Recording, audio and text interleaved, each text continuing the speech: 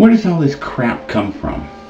The victim feminism, gay rights, invented statistics, rewritten history, the lies, the demands, all the rest of it. Where does it come from? For the first time in our history, Americans have to be fearful of what they say, what they write, and what they think. They have to be afraid of using the wrong word, a word denounced as offensive or insensitive or racist or sexist or homophobic. This is the nature of political correctness.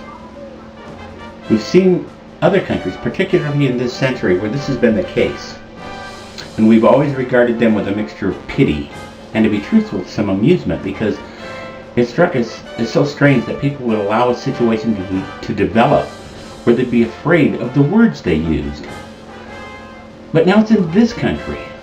We have it primarily on college campuses, but it's spreading throughout the whole society. Where does it come from? We call it political correctness. The name originated as something of a joke, literally in a comic strip. And we still tend to think of it only half seriously. In fact, it's deadly serious. It's the greatest disease of our century. The disease that left millions of people dead in Europe and in Russia, China, and around the world. It's the disease of ideology. PC's not funny. PC is deadly serious. If we look at it analytically, if we look at it historically, we quickly find out exactly what it is. Political correctness is cultural Marxism. Marxism translated from economic into cultural terms. It's an effort that goes back not to the 60s and the hippies, but back to World War I. If we compare the basic tenets of political correctness with classic Marxism, the parallels are obvious. First, both are totalitarian ideologies.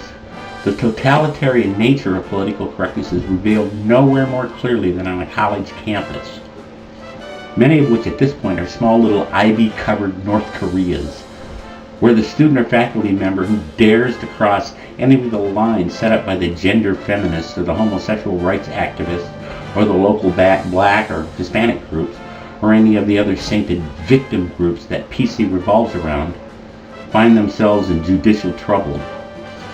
With the small legal system of the college, they face formal charges, some star-chambered proceeding, and punishment. That's a little look into the future that political correctness intends for the nation as a whole. All ideologies are totalitarian because the essence of an ideology is to take some philosophy, and say on the basis of this philosophy certain things must be true, such as, well, the whole history of our culture is the history of the oppression of women. Since reality contradicts that, reality has to be forbidden. It must become forbidden to acknowledge the reality of our history. People must be forced to live a lie, and since people are naturally reluctant to live a lie, they naturally use their ears and eyes to look out and say, wait a minute, this isn't true. I can see it isn't true. So now, the power of the state must be put behind the demand to live the lie. That's why ideology invariably creates a totalitarian state. The cultural Marxism of political correctness, like economic Marxism, has a single-factor explanation of history. Economic Marxism says that all history is determined by ownership of means of production. Cultural Marxism, or political correctness, says that all history is determined by power. Which groups, defined in terms of race, sex, etc., have power over which other groups? Nothing else matters. Just as in classic economic Marxism, certain people, workers and peasants, are good. Other people, the bankers and the wealthy capitalists, are evil. In the Marxism of political correctness, certain groups are good. Feminist women, only feminist women, non-feminist women don't exist.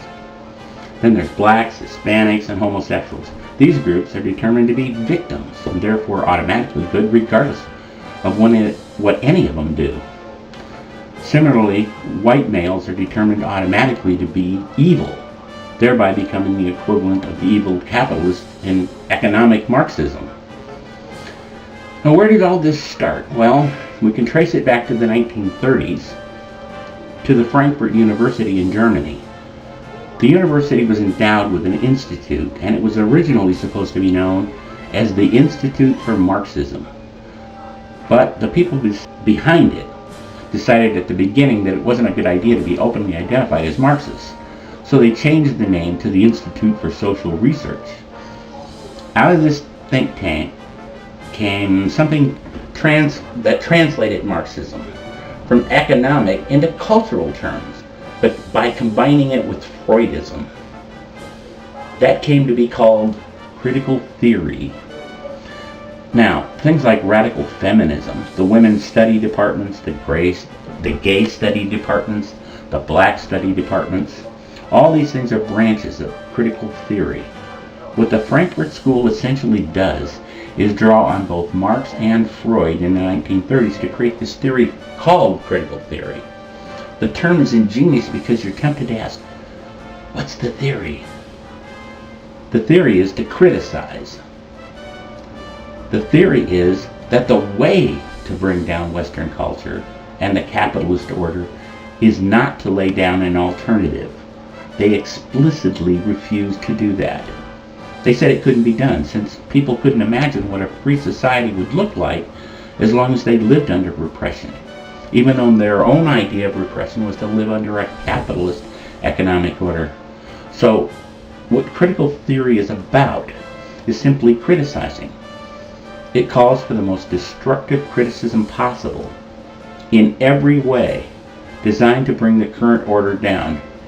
If you've ever asked anybody on the left about their core beliefs, or what they're in favor of, or who they support, and why they support that person, and received anything but a rational answer, along with a lot of foul language, then you know that critical theory is alive and well. And of course, when we hear from the feminists that the whole of society is just out to get women and so on, that kind of criticism is a derivative of critical theory. It's all coming out of the 1930s, not the 1960s. Now, this goes on and on. You keep having to learn new terminology, too. For example, back in the early 60s, we started using Negro instead of that other N-word.